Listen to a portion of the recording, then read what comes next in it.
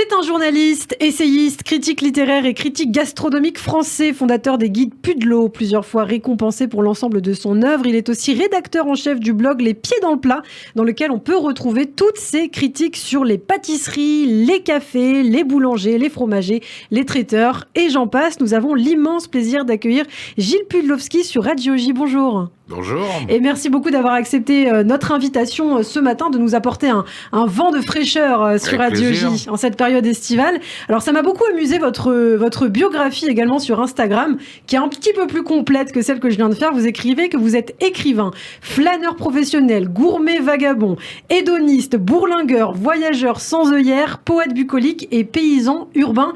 C'est ce qu'on peut appeler avoir plusieurs cordes à son arc. Bah oui, d'accord. Mon boulot, c'est pour être professionnel. En fait, je fais pour mon travail ce que les autres font pour leur loisir. C'est des chances formidables, mais en fait, vous savez, si on vous oblige à manger le kéver tous les jours, vous en avez vite marre. Ouais, donc c'est plutôt sympa pour vous. Alors, Gilles, vous voyagez beaucoup à travers toute la France, mais aussi à l'étranger. Vous connaissez bien la cuisine d'Israël. On va justement en parler. Mais d'abord, j'y vais les pieds dans le plat, comme vous dites. On aimerait mieux vous connaître, hein. Gilles, vous n'avez jamais caché justement vos origines. Vous en avez déjà parlé sur Radio J il y a quelques années. Quel rapport vous entretenez avec votre judéité ?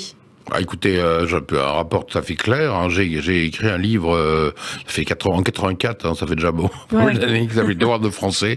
Donc j'ai expliqué que j'étais plus français que les Français parce que j'étais issu de la première génération. D'ailleurs, mes parents sont nés en Pologne, ma mère à Zamość, mon père à Lodz, et Łódź en polonais. Et mon frère et moi, on est nés à Metz, en Moselle, donc en Lorraine. Et je suis un petit peu aussi adopté par Alsace, enraciné en Alsace. Donc je fais école à Kiba à Strasbourg. Un an. Donc vous avez fait l'école juive. Ouais. Absolument. Donc je peux vous faire le kidouche si vous voulez. Hein. On n'est pas vendredi soir, mais il n'y a pas de problème en chantant. Et le bench après. Mais j'ai appris tout ça. Voilà, j'étais aux violettes, au sélénique. J'ai béni dans le judaïsme. Voilà, j'en suis un peu sorti. Et c'est pour ça que tous ceux qui mangent cachère bouchent leurs oreilles, parce que si je leur dis que je mange du cochon et que j'aime ça, parce que c'est mon côté lorrain, on dit toujours que tout est bon dans le cochon, et lorsque les enfants, les petits lorrains, y compris les juifs d'ailleurs, on leur dit tu préfères ton père ou ta mère, la réponse c'est je préfère le lard. Voilà. Ouais. En même temps, compliqué d'être critique gastronomique et de ne pas manger de tout. Voilà, je technique, vous avez tout à fait raison. Voilà, alors, justement, cet amour de la cuisine, est-ce qu'il vient de votre famille ? D'où vient-il ? Comment est-il né ? Écoutez, ça vient de mon père, on va dire, on rentre dans le beige à mon père, qui était un bon Français, né à Lodz, hein, je l'ai dit, je répète, en 1916, et qui est arrivé en 23 à Dombasle-sur-Meurthe et à Nancy. Mon père soulevait les aides dessous de se lever, alors que la famille paternelle, c'était des commerçants aisés près de Thionville, près de Luxembourg. Et mon père était un fou de la bouffe, en fait. Il a fait 36 métiers, dont restaurateur, dont cuisinier, ce que vous voulez. Il a vendu de salaison, il m'a emmené partout, et il arrêtait pas de me dire, t'as vu ce qui sert ici, c'est de la merde. Un peu comme Coff, comme Jean-Pierre Coff. Ouais. Après, voilà, donc l'andouillette, le saucisson, j'ai mangé ça quand on était petit. Au lieu d'aller à l'opéra et au théâtre, il m'a emmené au restaurant, au Crocodile à Strasbourg, au Gourmet sans chiquet, à la Marbre du Côte de Metz, c'est des restaurants qui n'existent plus, ou au Capucin Gourmand à Nancy qui existe encore, au Vanille Verdun qui n'existe plus. Mais j'ai fait vraiment mes universités dans les restaurants de Lorraine, d'Alsace, et voilà. Et faire la cuisine, ça ne vous a jamais tenté ? Pas vraiment, mais je fais la cuisine. Et moi, ce que j'aime à la maison, c'est faire des choses simples comme les spaghettis. J'adore ça. Voilà. Alors Gilles, vous écrivez beaucoup de critiques sur votre site internet au quotidien, parfois certaines critiques sans langue de bois. Vous dites quand le service ne vous plaît pas, ou à l'inverse quand c'est très bon, très créatif. Alors j'ai envie de vous poser la question, c'est quoi une bonne critique de cuisine ? Une bonne critique de cuisine, c'est d'abord c'est l'art de faire des hiérarchies. Si vous dites que tout est bien, c'est de la pub. Si vous dites que tout est moche, c'est des caractériels. Donc forcément, il y a toujours un équilibre à tenir. Donc une bonne critique, c'est raconter un petit peu le service. Vous avez une série de critères les critères, c'est le vérité, se mettre à la place du client, se dire que finalement, ce qui compte, c'est pas ce que vous avez mangé vous, mais c'est ce que mangera le futur client d'un restaurant, donc votre lecteur. Se mettre à sa place. Donc, même si vous êtes bien traité dans un restaurant, savoir que le lecteur sera pas forcément bien traité. Et ça, c'est important. Et alors, comment reconnaît-on un bon restaurant, surtout selon votre je dirais, définition ? c'est facile. Un bon restaurant, c'est Je me souviens de la définition de Jean Follot sur la poésie. Il disait la poésie c'est comme le camembert, ça se sent. Eh bien, un bon restaurant, c'est pareil. Il y a une façade qui est sympathique, il y a un endroit qui est sympa, un confort plus ou moins réel, des nappes plutôt en tissu ou en lin qu'en papier.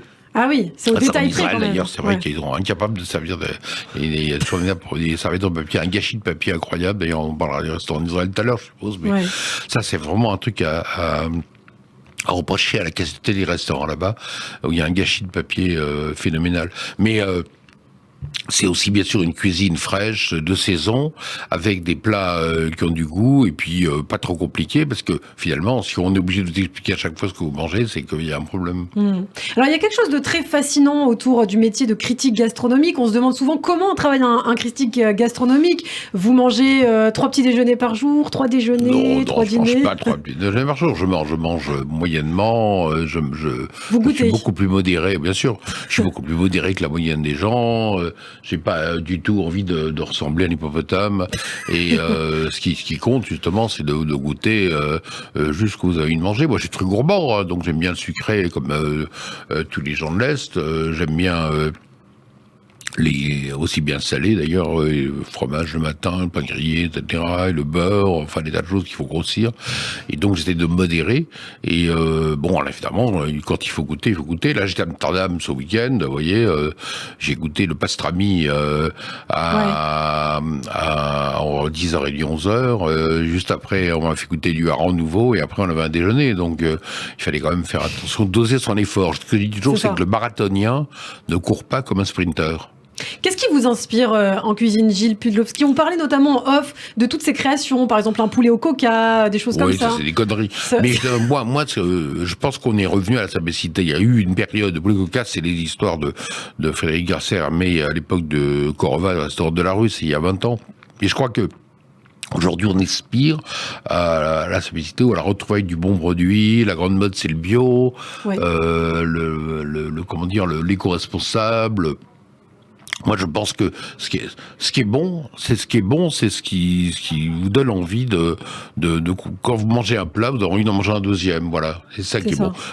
J'ai récemment fait un repas formidable, notamment à Amsterdam, d'un Français qui s'appelait Alain Caron, un restaurant qui s'appelle The Good Real, et le Real Royal, et il y avait des cuisiniers français qui me faisaient des fleurs de courgettes qui étaient simplement farcies avec du merlu, le poisson qu'on appelle également le colin, et avec des moules marinières. C'était formidable. Pas très cher, hein, c'est des moules, mais c'était très bon, très bon. Et je me suis dit, ça c'est bon, parce que ça rappelle la suite. On mange l'œuf parfait avec une ratatouille, on mange cette délicieuse fleur de courgettes, et puis après on mange un poisson au coucou de Paimpol, c'était un flétan en l'occurrence, un coucou de Paimpol, ensuite un agneau avec des petits pois et un petit jus d'agneau, mais c'était des portions pas énormes, hein. Donc on vous fait manger, moi c'est ça qui est bon, c'est on revient à des choses plus authentiques. Voilà, absolument, plus compréhensibles, plus lisibles, voilà, une cuisine plus lisible. Alors on parle de la société en pleine évolution, et c'est vrai qu'on évoque souvent les critiques gastronomiques au masculin, les critiques hommes. Moi j'ai envie de vous poser cette question, quelle est la place des femmes dans le milieu aujourd'hui, dans ce milieu de la critique gastronomique? Je pense qu'il y en a beaucoup des femmes, hein. Je crois qu'elles prennent de plus en plus de place. Autrefois elles étaient stylistes, et maintenant sont devenues critiques. C'est-à-dire que par exemple si on prend la critique gastronomique du Monde, c'est une femme, du Monde Magazine également. Même au niveau des chefs finalement aussi. Ouais, non, mais même au Figaro, une fille qui s'appelle Elise Bozio, là, qui écrit sur la cuisine. Je crois que partout dans la gastronomie, les femmes, elles sont peut-être plus timides que les hommes, donc on parle moins d'elles. Mais Camille Labro, là, qui écrit au Monde Magazine, elle a quand même fait un livre sur la cuisine. Bon, ça évolue bien. Oui, elle est bien, et elle est très bien, mais elle est peut-être moins, effectivement, les femmes sont peut-être plus discrètes que les hommes ont tendance à être macho, en disant, moi je sais tout, mais les femmes, non, je pense qu'elles sont de plus en plus, leur mot à dire, et puis elles le disent, et puis dans la cuisine, pareil. Bon, c'est vrai que le Michelin est très macho, hein. Il y a qu'une seule femme qui a 3 étoiles en France, c'est Anne-Sophie Pic. Hélène Darroze, qui a 3 étoiles en Angleterre, n'a que 2 étoiles à Paris. Mais comment ça se fait, ça, justement? Est-ce qu'il y a une explication? C'est bizarre, je sais pas quoi vous dire, il faut poser la question au Michelin, hein. Ils vont vous dire qu'elle est meilleure à Londres qu'à Paris, ce qui est une connerie, évidemment, de dire ça, mais bon, Il a le droit de faire des conneries, Michelin. Alors, un mot de ces chiffres, Gilles Pudlowski. C'est fait par les goy, Michelin. Ah. Un mot de ces chiffres, Gilles, selon une étude de la Chambre de commerce, le nombre de cafés dans la capitale et en petite couronne a chuté. Pourtant symbole de l'art de vivre à la française, ils sont passés de 1907 en 2002 à 1410 aujourd'hui. C'est quand même énorme. Pour quelles raisons, selon vous ? C'est vrai que le café, comme on le connaissait autrefois, c'est moins rentable. Il y a de plus en plus d'endroits de chaîne, des brasseries de chaîne avec des cuisines un peu standardisées. C'est dommage. Donc, moi, j'ai fait, d'ailleurs, on a le dernier petit bouquin, on a lancé un petit trophée Pudlo Bistrot au mois de mai, ouais. Et on a oui, les trophées Pudlo des bistrots. Absolument, ouais, avec 70 bistrots, dont le Paris 16 comme bistrot de l'année, avec Marie-Victorine Manoa au Lyonnais, rue Saint-Marc, près de l'Opéra Comique, etc. Donc, les bistrots ont besoin d'être soutenus. Pardon ? Les bistrots ont besoin d'être soutenus et besoin d'être encouragés et de retrouver l'atmosphère d'enfant. Oui, je pensais à Alain Fontaine qui tient le Mesturé à la Bourse, qui est ouvert 7 jours sur 7 et qui en continue, qui s'appelle Picasse-Croûte, dans la famille polonaise, je précise. C'est marrant parce que chaque année, le tourisme polonais organise des repas chez lui, donc on se marie, on boit plus de vodka que de Cahors chez lui. Mais il y a évidemment des gens comme lui, comme Alain Fontaine, qui défendent les bistrots, et il y a plein d'endroits qu'on a envie de choyer, parce que on a peur que ces monuments, ces chefs-d'œuvre en péril disparaissent, parce que c'est vrai qu'un bistrot, c'est un décor, une atmosphère, un patron, une bonne cuisine, des paillots, une bonne tête de veau, 4 choses qu'on aime, et une tarte tatin, voilà, des trucs tout cons et tout bons, voilà, ce qu'on aime. Donc moins de café à Paris, mais en revanche une prolifération, on a pu le voir, de kebabs, notamment dans la capitale. Qu'est-ce que vous en pensez ? Je m'en rends pas trop compte de la prolifération des kebabs, mais de la street food en général, je peux dire, oui, street food, le burger, le kebab comme le burger, on va dire que c'est vrai que tout ce qui comment dire, on fait tout ce qui est facile à faire et facile à vendre. Les jeunes aujourd'hui, je me suis retrouvé avec un camarade dont je cite pas le nom, mais parce que je l'aime bien, et je lui dis qu'est-ce que lui, il fait des articles sur la street food sur Instagram, c'est une star, sur YouTube encore plus. Je lui dis qu'est-ce que tu penses de tête de veau ? Il me regarde, il me dit je crois que j'en ai jamais mangé. Il a quand même 40 ans. Oui.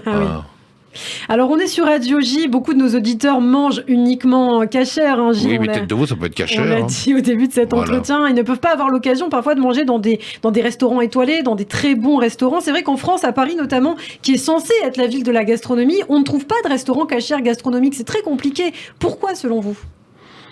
Écoutez, faut poser la question à nos amis qui mangent cachère. Hein. Je suis pas sûr que les auditeurs de Radio J mangent tous cachère, ou même la majorité. Pas tous, oui. Ça me rappelle toujours cette blague du juif ashkénaze qui dit à son fils, mon fils, tu sauras une chose. La première chose, c'est qu'il n'y a qu'un seul Dieu. La deuxième chose, c'est qu'on n'y croit pas. Voilà. Et pour la cache-croûte, c'est pareil. Hein. La cache-croûte, la question qu'on me pose toujours, pourquoi ne pas manger de poisson sans embout avec écailles aujourd'hui en 2022 est-ce qu'on pourrait pas le mettre à jour, la cache-croûte? Il faudrait un long débat avec des rabbins, hein. Mais c'est tellement bon. Il y a 4 choses qui sont bonnes et pourquoi il n'y a pas de bons restaurants cachères il y a des bons restaurants cachères, mais étoilés, c'est plus rare. Bons restaurants cachères, pas vraiment à Paris. Je sais pas, ils sont cassés la gueule. Il y en avait un qui s'appelait Raphaël rue de Prony, oui, qui est très bon. Ça a duré, mais ils viennent pas, ils dépensent pas d'argent. Les gens qui mangent, ils dépensent pas d'argent au restaurant. Pourtant, ça coûte très cher les restaurants cachères. Oui, mais les gens qui mangent cachère ne mangent pas gastronomique. Et en Israël, dans les hôtels, pourtant il y a plein de restaurants cachères. Yael Kavakouli, un garçon qui tient à Nimar dans la partie l'aile King David du Tel Aviv. Il fait à la fois du gastronomique, Animar, hein, et un peu avec des consonances asiatiques et arabiques, et c'est très bon, voilà. Je sais pas si c'est cachère ou pas cachère, mais je crois que c'est cachère. Voilà. En tout cas, pas de restaurant cachère gastronomique à Paris, mais une prolifération de restaurants israéliens dans la capitale. On l'a vu, des spécialités du Moyen-Orient qui arrivent, du houmous, des Chabour, aubergines. Il y a l'étoile, Tekes, Ouais. Qu'est-ce que vous aimez cette cuisine israélienne? Pardon? Vous aimez cette cuisine israélienne. Forcément, oui, forcément. Tout le monde aime la cuisine israélienne, d'ailleurs. Enfin, aujourd'hui, la cuisine israélienne, c'est quoi? C'est ce mélange des genres, c'est le Moyen-Orient en folie, en fait, avec des idées qui sont shippées au Liban, en Turquie, en Grèce et ailleurs. Et puis, forcément, Asaf Granit, Uri Davon, c'est des gens que j'ai connus, Mahane Yehuda, Jérusalem, parce que finalement, je vais en Israël beaucoup plus que la moyenne des gens, et pour des raisons familiales, et je découvre à chaque fois des gens formidables, et aujourd'hui, ces gens-là prolifèrent, un instant comme Dalia, qui est près de la rue au mur, un très bon aussi, je sais pas, je pense pas qu'il soit cachère, mais Tekes, comme c'est des légumes, je pense que c'est cachère, même s'il n'y a pas de tampon du Beddin. Les noms de plats, c'est assez compliqué. Vous disiez tout à l'heure qu'il fallait pas que ce soit trop compliqué, notamment ce qu'on mangeait. Non, mais Tekes, c'est un petit peu complexe. Non, mais Tekes, c'est que des jeux de mots, en fait. Il y a un plat qui s'appelle Fréchon, Éric Fréchon. C'est un clin d'œil à Éric Fréchon qui fait, lui, une boîte de caviar. Et une boîte de caviar, une fausse boîte de caviar dans laquelle il y a du caviar et en dessous du fenouil haché, etc. Et eux, au lieu de mettre du caviar, ils mettent des lentilles. Bon, voilà, donc c'est en fait un plat de lentilles dans une boîte une boîte de caviar, voilà. C'est des gags, mais c'est des choux-fleurs, un peu comme Eyal Shani, vous savez, chez Eyal Shani, c'est ce garçon qui a 41 restaurants dans le monde, qui est originaire de Jérusalem, qui avait autrefois Okeanos dans les années 80, et qui possède des restaurants comme Miznon, Borsaïd, Assaloun et beaucoup d'autres. Et j'ai eu la chance de le rencontrer au mois de mai dernier. Et je suis étonné parce que là, il vient de créer en France un restaurant qui s'appelle Belle Plage. Enfin, plutôt, c'est le restaurant de l'hôtel Belle Plage qui appartient à Samy Marciano, voilà, à Cannes. Et il fait une cuisine chou-fleur. Alors, elle est pas cachère, elle est pas à tampon Beddin, un rabbin derrière qui a pris une commission, mais il y a, oui, j'ai pas de langue de bois, je suis désolé. La Théouda. Voilà, je suis désolé.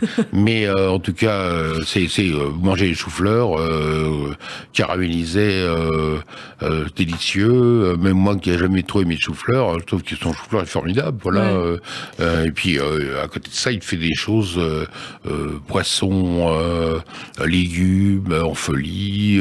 J'ai mangé récemment chez Abraxas entre Lillenblum, enfin sur Lillenblum et le bain de Sderot Rothschild à Tel Aviv. C'est formidable. Ce qui sert, ça vaut 2 étoiles en France et finalement, quand on dit que les restaurants israéliens sont chers, si vous comparez les prix d'Abraxas et les prix d'un restaurant étoilé français, vous verrez bien que vous mangez beaucoup moins cher chez Abraxas. Alors et c'est sympa. On peut retrouver toutes vos critiques sur votre site internet, sur le blog, Les Pieds dans le Plat. Donc on tape Tel Aviv. www.gilles-pudlowski.com. Et le plus simple, faites comme moi, quand je cherche un nom de restaurant, vous le tapez sur Google, vous mettez Pudlo à côté, un goût à l'actualité, Pudlo, et vous allez tomber dessus, voilà. Alors beaucoup de ceux qui nous écoutent, Gilles, sur Radio J, vont certainement partir dans les prochains jours en Israël pour les vacances du mois d'août. Est-ce que vous avez des lieux peut-être emblématiques? On en a parlé, mais il faut absolument que vous mangiez chez George & John, chez Tom Hertal. Tom Hertal, c'est le jeune chef qui monte à Tel Aviv. Il est exactement à Jaffa, dans l'ancien Keren qui a fait connaître dans les années 80 Chaim Cohen, qui est aujourd'hui à Tel Aviv-Yafo.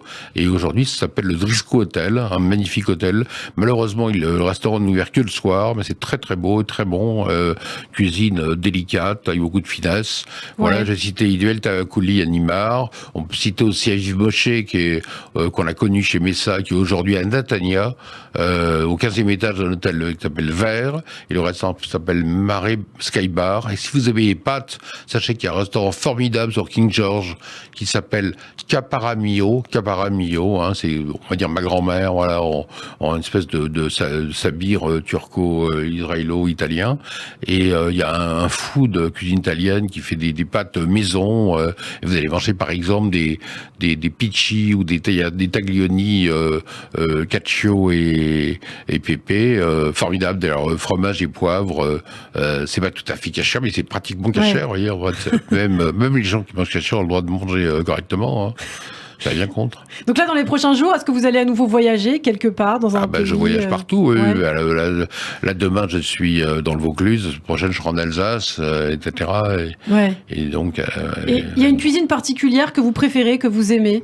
Toutes les cuisines sont bonnes, quand elles sont bien faites. Merci beaucoup Gilles Pudlowski d'avoir été avec nous ce matin sur Radio J. Peut-être un dernier mot, quelques conseils pour quelqu'un qui nous écoute sur Radio J, une jeune personne qui aimerait se lancer en tant que critique gastronomique. Qu'est-ce que vous aimeriez lui dire ? Quel conseil vous lui donneriez ? Bon courage et bon appétit. Eh bien, merci beaucoup Gilles Pudlowski. On vous retrouvera dès la saison prochaine sur Radio J avec grand plaisir. Et on peut retrouver donc toutes vos critiques sur votre site internet www.gilespudlowski. Et Instagram aussi. Sur Instagram également. Vous avez beaucoup d'abonnés sur Instagram d'ailleurs. Oui, pas mal. Vous en voilà, beaucoup plus. Vous êtes un influenceur de la cuisine. Oui, mais dès que je suis en Israël, je perds les abonnés. Vous avez remarqué ça ? Ah ouais ? Ça c'est les antisémites. Voilà, les rats quittent le navire. Merci beaucoup Gilles Pudlowski. À très bientôt.